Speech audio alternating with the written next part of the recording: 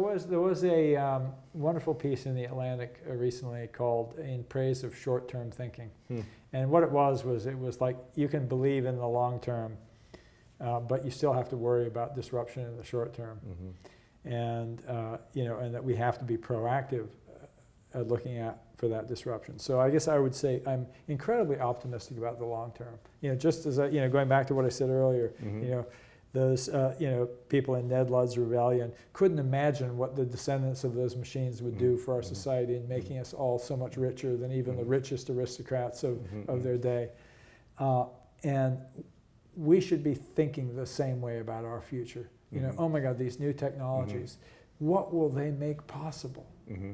What could we do if we took all this technology and said, wow, let's go reinvent everything?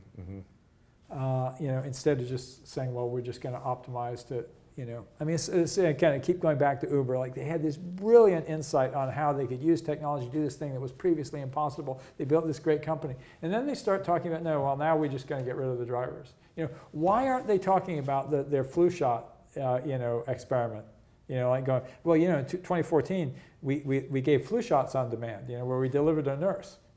Like with self-driving cars, think about all the other things that could be on demand. Yeah, sure, the drivers won't be there anymore, but there'll be all kinds of other new kinds of services that could be on demand. What an amazing future. Let's get up freaking optimistic about all those things that are possible. Zipline in Rwanda, they're going, there's no roads, there's no hospitals, but guess what? We can use drones to deliver blood on demand to women who are dying. Postpartum hemorrhage is one of the leading causes of death.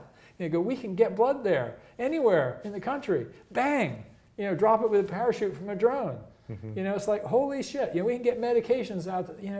That's like, let's rethink the world using today's technology. And so that fundamental optimism of how much possibility there is.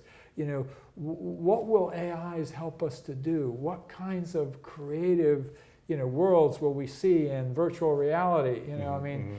Just like we're in the age of Hollywood. What's that going to look like when we're able to make these world-spanning visions? And oh my gosh, there's so much ahead of us.